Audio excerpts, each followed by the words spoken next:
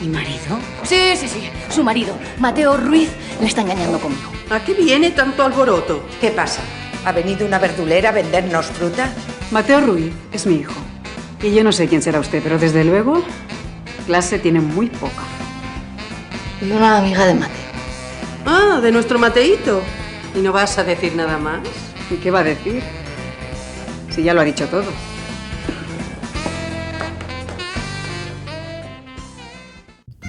Actriz con una extensa trayectoria que ha desarrollado todos los géneros, estilos y disciplinas, tanto en teatro, cine, televisión y musicales.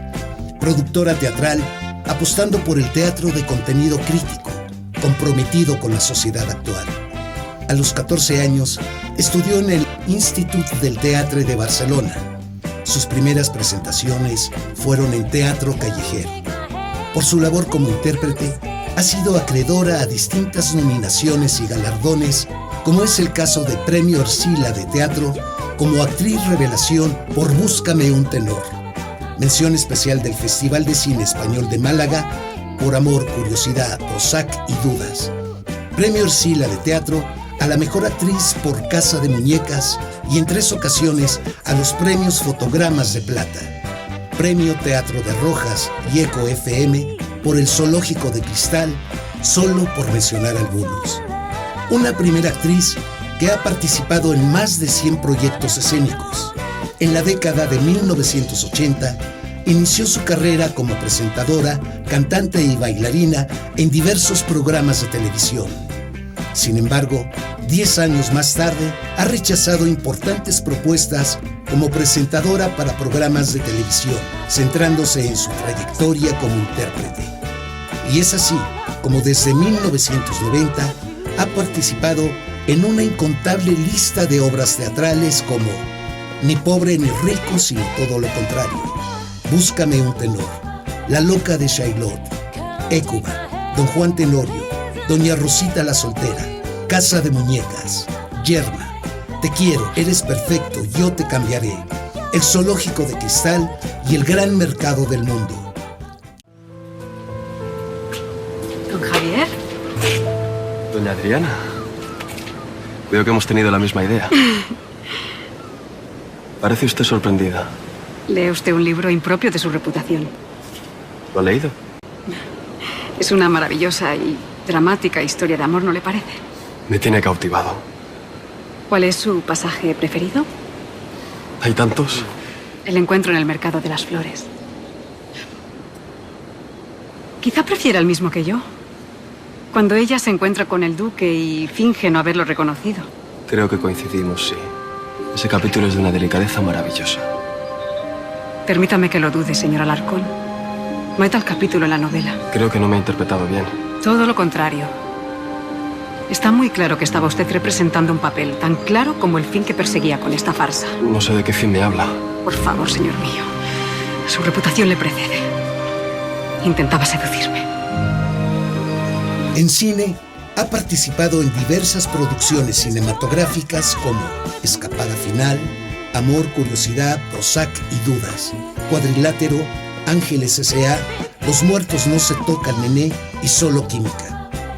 En televisión, hemos disfrutado de su trabajo en series como Canguros, Manos a la Obra, Ana y los 7, Gran Hotel, Gran Reserva El Origen, Galerías Velvet, Paquita Salas, El secreto de Puente Viejo y en el spin-off Merlí Sapere Aude. Como productora teatral, ha presentado puestas en escena como Aquí no paga nadie de Darío Fo en Madrid, 3 versiones de la vida de Yasmina Reza y La sospecha, la duda de Patrick Charney, La puerta de al lado de Fabrice Royer Lacan y su más reciente producción, ganadora del Broadway World Spain en el 2018 por Mejor Musical, 24 horas en la vida de una mujer. En el marco de las celebraciones por el 70º aniversario del IAS, Instituto Andrés Soler, tenemos el placer de recibir a la actriz y productora teatral española, Silvia Marsó. ¡Hola! ¡Qué alegría! ¿Cómo están? Muchísimas gracias por invitarme a participar en esta pequeña charla. Creo que en México hay mucha cultura. Yo estuve allí en el año 92 representando la Gran Sultana de Cervantes en el Festival de Guanajuato y también en DF, en la capital, que era una dirección de Adolfo Marsillac, que fue uno de los grandes directores de nuestro país. Y ahora tengo la suerte de que el espectáculo musical que he estrenado recientemente, que se llama 24 horas en la vida de una mujer, basado en la novela de Stefan Zweig, la ha dirigido un español que vive en México, Ignacio García. Es un director muy importante a nivel mundial, pero que él ha elegido vivir en México para desarrollar su carrera. Oye, queridísima Silvia, te agradezco. Yo abriría con esta pregunta, ya que le estás entrando al tema.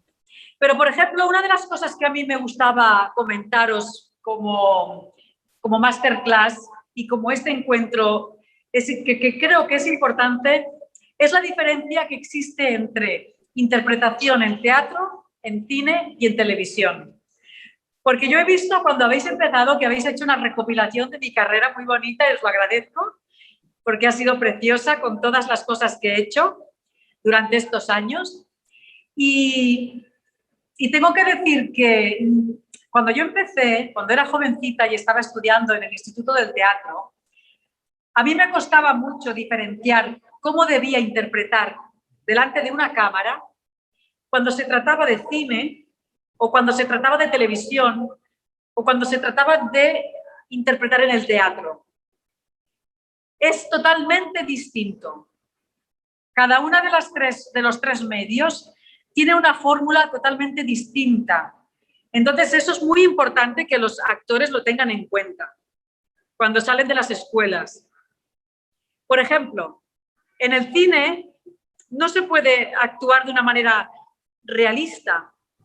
Sí que se tiene que actuar con naturalidad, pero no de una manera realista, porque en el cine te ponen una marca en el suelo y no puedes moverte de esa marca.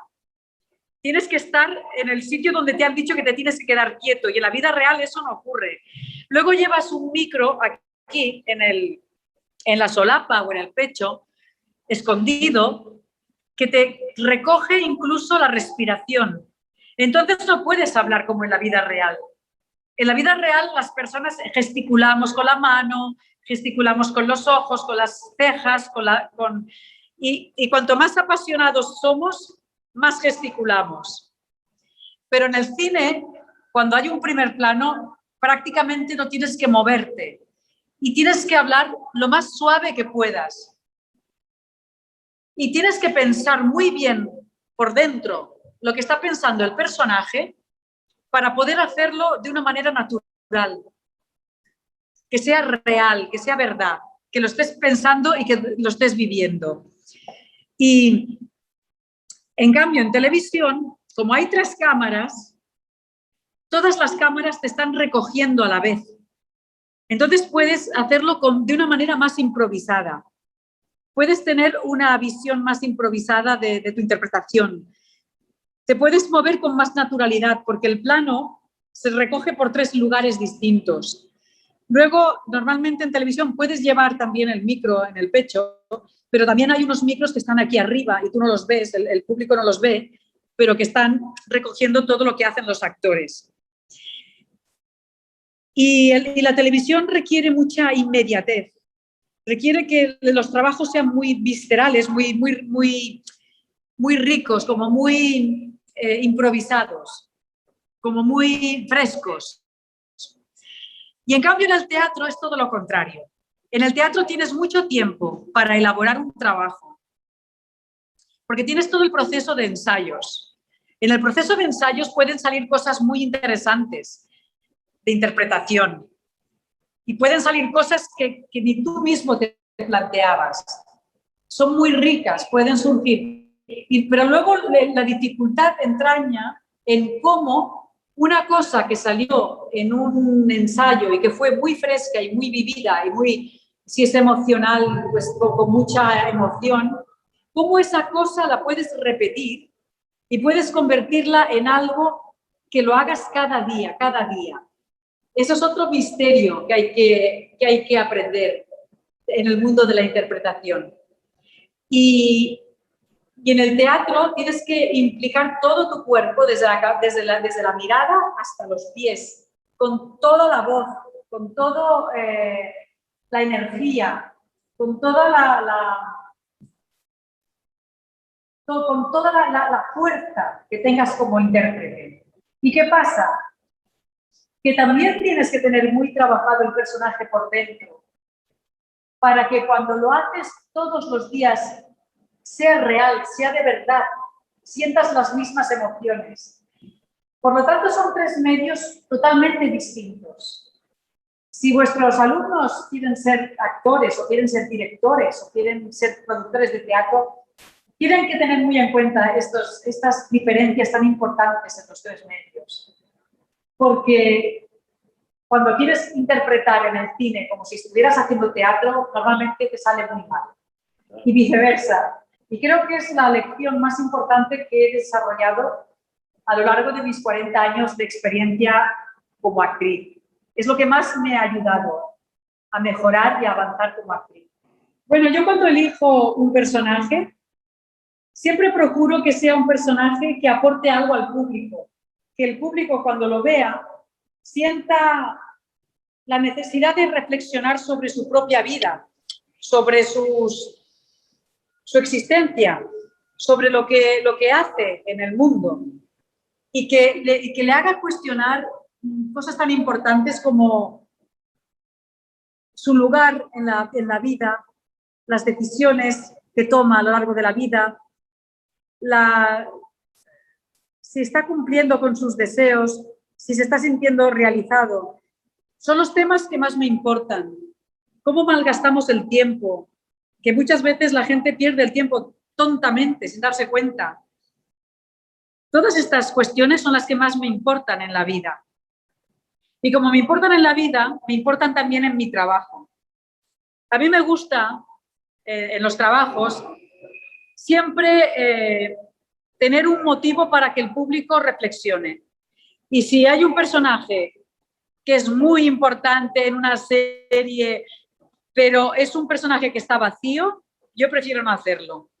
Lo que quiero preguntarte con este planteamiento es que muchas veces los actores cuando se están formando no tienen mucha conciencia realmente de que el actor tiene que ser tal cual, pues si bien un animal político, tú lo demostraste con esta obra de Aquí no paga nadie, de Darío Fo, que la produces en 2005, y llevaste a la autogestión tus propias producciones. ¿Cómo fue que te diste cuenta? Pero tú siempre has confirmado que antes de la frivolidad eres actriz, y a partir de eso tomas el toro por los cuernos y te pronuncias con diversos proyectos. ¿Qué piensas de todo esto? Bueno, en primer lugar, pienso que en México hay una gran conciencia de la cultura, que cuando aquí en España teníamos la dictadura franquista, el retroceso que hubo en nuestro país fue muy sorprendente y muy acuciante, y que nos ha costado muchos años recuperar todo el tiempo perdido, cosa que no ha ocurrido en México porque ha sido siempre la cuna de poetas, de escritores, de dramaturgos, de cineastas, actores y gente muy valiosa del mundo de la cultura, no solamente de México, sino de toda España y de Latinoamérica. Entonces yo creo que el actor tiene que tener, por supuesto, una conciencia de su país, tiene que tener un compromiso con la política, pero sobre todo con las políticas que ayudan a que un país evolucione culturalmente. Da igual la tendencia que sea, siempre y cuando sea un partido, sea una orientación que aporte algo a la cultura de un país, porque un país sin cultura no es nada, es un país que va a la deriva, que es muy fácil de manipular y que no tiene una identidad propia. Y sobre todo sus gentes. La cultura nos hace mejores personas, nos hace tener un criterio, un sentido crítico, nos hace ayudarnos a recapacitar sobre las cosas que hacemos en la vida y sobre todo también a decidir cuál es el destino que queremos, cuál es nuestra vida, de qué manera queremos vivir. Si solamente nos dejamos llevar por las circunstancias y no luchamos, siempre seremos como borregos, que vamos todos detrás de la oveja que lleva el rebaño. Entonces yo creo que es muy importante que el actor esté implicado ideológicamente, con la ideología que sea, pero que se implique. De todas maneras, también pienso que un actor tiene que trabajar para todo el público, tiene que tener una personalidad propia, pero tiene que adaptarse a los personajes que interpreta. Y es muy habitual que nosotros tengamos que interpretar asesinos, prostitutas, monjas, gente normal, gente de la calle, gente humilde, gente rica. Entonces, es importante que también el actor sea muy neutro en su apariencia física y en su actitud para que pueda aportar a cada personaje que interpreta un 100% de creatividad y crear un personaje siempre partiendo no de sí mismo, sino de lo que escribe el dramaturgo o el cineasta en el guión, para que tenga un trabajo importante de creación de personajes. ¿Cómo es que tu trabajo se encamina a la autogestión? ¿En qué momento surge esto y qué beneficios has encontrado en ello? Yo quería hacer un tipo de teatro diferente, más arriesgado, con un componente más, con un sentido crítico, para que el espectador pudiera reflexionar. Y los personajes que me ofrecían estaban muy bien, porque me estaban ofreciendo Nora de Casa de Muñecas, yo hice Nora de Casa de Muñecas, Yerma de Lorca, Doña Rosita la Soltera, con otros productores. Pero yo quería investigar en el mundo teatral. Y fue por eso que creé mi productora para hacer Aquí no paga nadie, de Darío Fo, porque fue un momento importante en España, que es cuando empezó el euro. Aquí teníamos pesetas y empezó el euro. Y con la historia de redondear el euro, en España los precios subieron muchísimo. Y entonces la gente, se produjo una burbuja inmobiliaria, y es que la vivienda era inasequible para la gente. Entonces yo quería protestar contra todo eso con una obra de Darío Fo que hablaba de eso, aunque la había escrito muchísimos años antes y en otra crisis que tuvo Italia. Pero me parecía que era importante hacer una reflexión sobre lo que estaba pasando en nuestro país. Luego también produje una obra de Yasmina Reza que se llama Tres versiones de la vida. Yasmina Reza todos la conocemos por su gran éxito, que es Arte, que es una obra que se ha hecho en todo el mundo. Pero esa obra que yo elegí se repetía la misma escena 3 veces. Era la misma obra repetida 3 veces. Y cada una de las veces los personajes cambiaban de lugar de poder, cambiaban unas veces eran perdedores y otras veces eran ganadores. Y ese cambio de actitud de los personajes era muy interesante. Por eso ese es el tipo de teatro que yo quería producir. Y este último espectáculo que acabo de hacer, que es este musical basado en la novela de Stefan Zweig, era difícil que nadie se atreviera a producirlo porque mezclaba varias cosas. Mezclaba música en directo compuesta por un ruso, la adaptación de la novela de Stefan Zweig la hicieron unos franceses. Yo la vi en París y me fascinó la música de este espectáculo. Y la obra del austríaco Stefan Zweig nunca se había representado en castellano, y entonces decidí producirla sola porque nadie se atrevía. La autogestión vino porque los actores tenemos mucho amor a esta profesión, los directores también, pero los productores, porque son productores, lo que quieren es ganar dinero, no quieren hacer cosas nuevas, ni investigar, ni hacer cosas que no ha hecho nadie. Entonces, o era yo la productora o no se iba a sacar adelante el proyecto, porque no era rentable, porque no era un proyecto para ganar dinero, era un proyecto para hacer algo diferente. Y eso es lo que logré. Primero que Ignacio García, que es este director que vive con vosotros y que está tan consagrado en el festival que organiza allí cada 2 años, pues que él se implicara en el proyecto. Luego tuvimos un equipo maravilloso. Más de 25 personas estuvieron trabajando en este espectáculo. Hemos amortizado toda la inversión, hemos hecho más de 180 funciones. Estamos a punto de ir a Nueva York.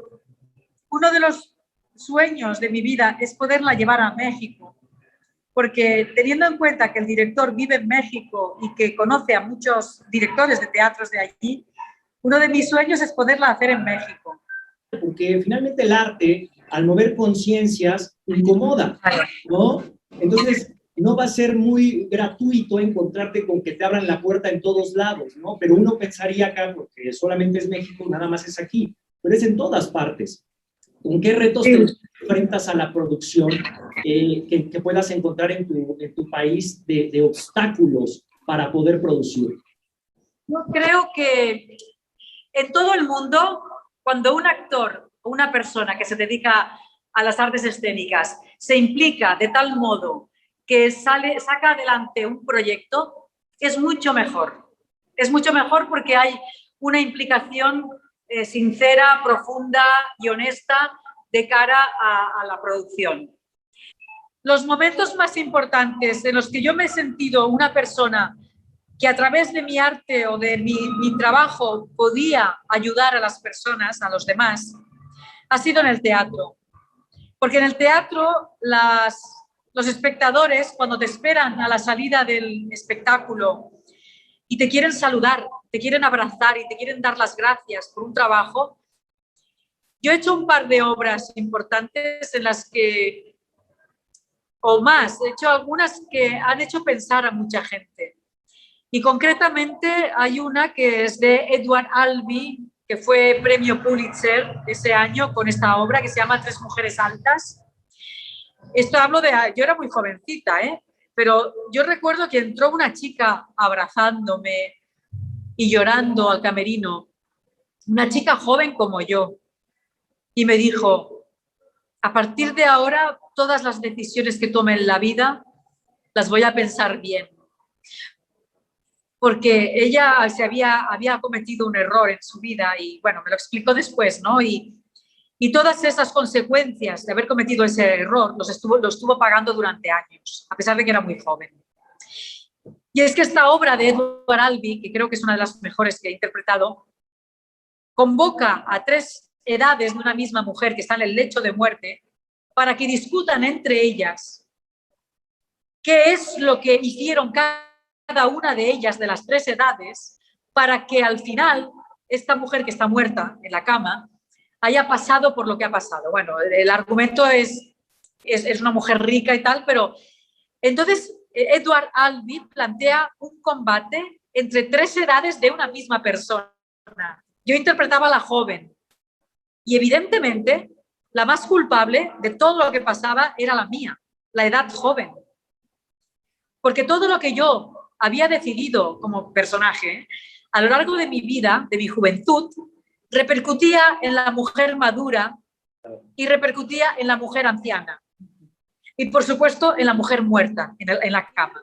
Bueno, esta y muchas otras, también Casa de Muñecas, cuando Nora da un portazo y deja a sus hijos y a su marido para aprender, simplemente para ser una persona que tenga la capacidad de aprender y de ser un ser humano con un pensamiento, con un criterio, con unas ganas de avanzar, de hacer algo en la vida. Bueno, todos los personajes que he interpretado en el teatro, sobre todo, son personajes que ayudan a ser a la gente mejores, que nos hacen crecer, que nos hacen pensar.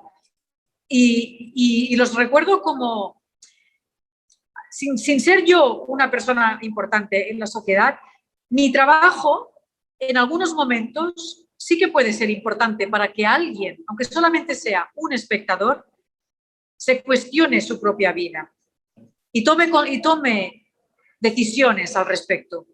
Y con eso yo ya me doy por satisfecha.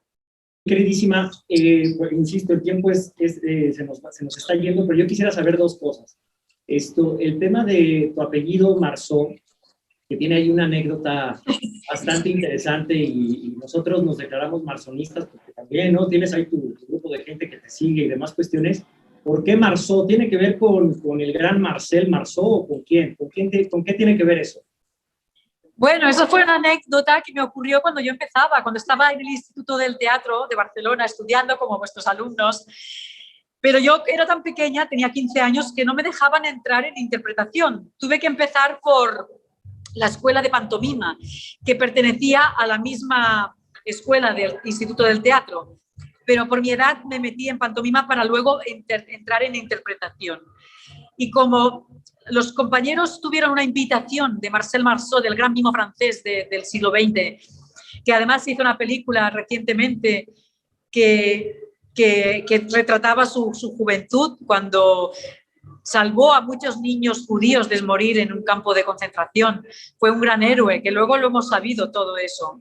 Bueno, pues Marcel Marceau, el gran mimo, invitó a todos los alumnos del Instituto del Teatro de Barcelona a viajar a Francia para recibir unas clases magistrales.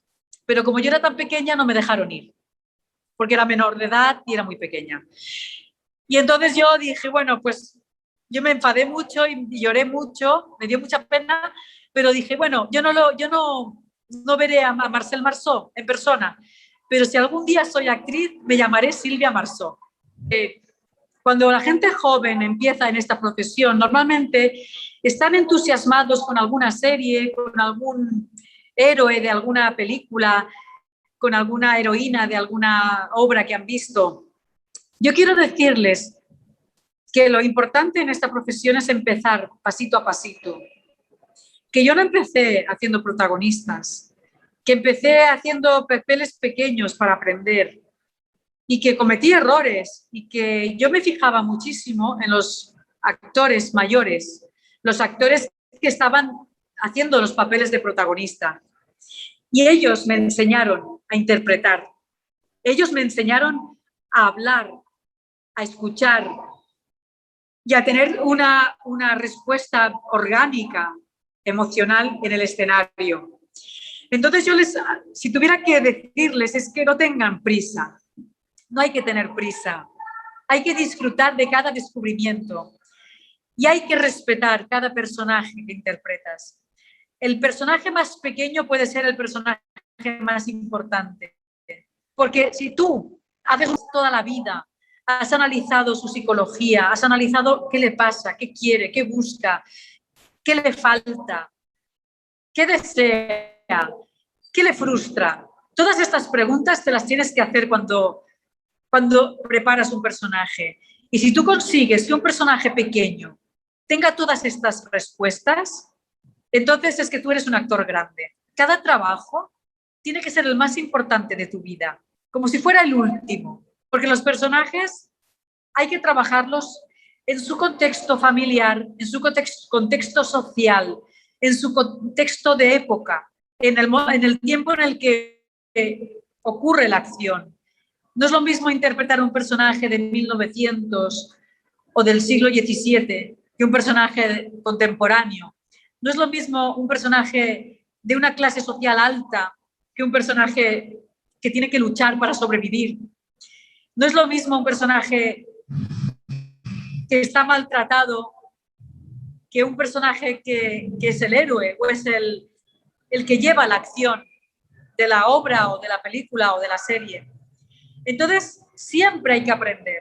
A través de tus personajes hay que aprender siempre. Yo, por ejemplo, para hacer Merlí Sapereaude, que es un papel pequeñito, pero tenía que marcar una clase social muy alta, porque esta mujer es muy rica y su hermana también. Tienen una mansión. Ray vive en una mansión en Barcelona, en la zona más cara de Barcelona. Entonces yo tenía que marcar una manera de ser muy frívola, muy superficial, porque esta mujer nunca se tuvo que preocupar, jamás se tuvo que preocupar de ganar dinero para vivir. Ella tenía dinero porque nació en una clase rica, muy rica. Y por eso el personaje es un poquito frívolo y un poquito superficial. Aunque ella tiene emoción y le gusta su sobrino y tiene esa cosa con él, pero no es un personaje profundo. Y esas son las claves para interpretar, que llevo utilizando desde que empecé. Yo tengo un ritual antes de empezar creación de un personaje, tengo que encontrarle un perfume. Y eso lo recomiendo a todos los chicos que están estudiando interpretación, porque desde que nacemos, la memoria más básica, la más real, la más tangible, es la memoria olfativa. El bebé reconoce a su madre por el olfato.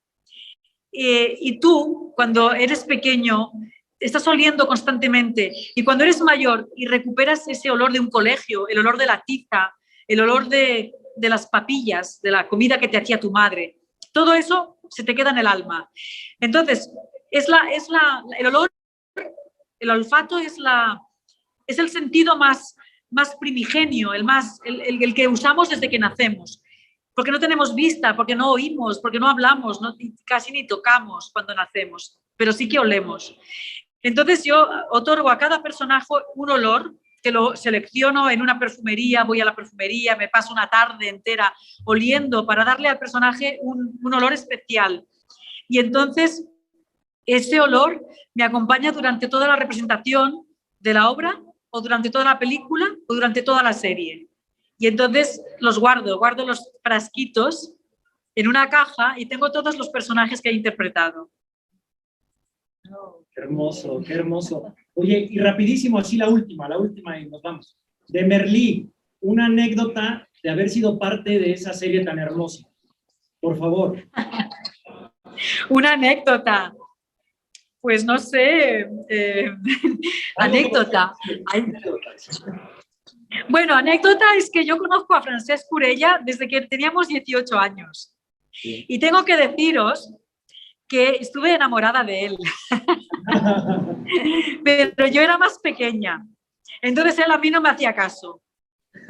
Y que Francesc Curella es un gran actor que ha hecho mucho teatro, mucho teatro, antes de hacer una serie como Merlí, que es un actor de cine, de series aquí en España, de una gran trayectoria y que ahora se ha conocido internacionalmente por Merlí. Pero él es de mi escuela, es la escuela en la que uno trabaja desde los cimientos y que va avanzando poco a poco hasta conseguir aprender. La meta no es llegar, la meta es aprender en cada trabajo, esa es la meta. Y eso es lo que tiene que pensar cada uno de esos chicos que hay ahí detrás. Porque cada paso que damos en esta profesión es un paso para ser mejores actores. No para ser más famosos ni tener más seguidores en las redes, que también nos gusta. Pero eso no es lo importante. Lo importante es ser mejores actores. Decía Bernard Shaw una frase maravillosa que yo siempre quiero apuntar como algo importante y es un lema en mi vida. Decía que los espejos sirven para verse el rostro, pero el arte sirve para verse el alma.